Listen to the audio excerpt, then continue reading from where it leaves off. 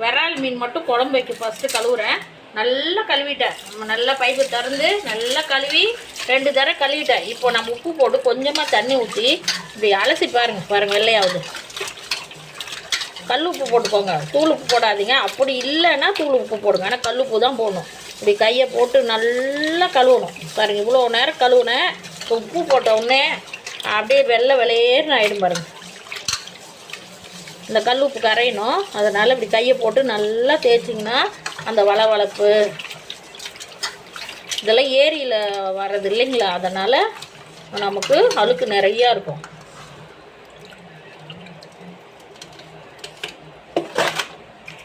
நல்லா ஒரு 2 தடவை தண்ணி ஊற்றி கழுவுங்க. உப்பு போட்டு கொஞ்சமாக தண்ணி ஊற்றி நல்லா கையை போட்டு அலசணும். கையை போட்டு நல்லா தேய்ச்சி கழுவிட்டு இந்த மாதிரி 2 முறை நிறைய தண்ணி பிடிச்சிக்கோங்க.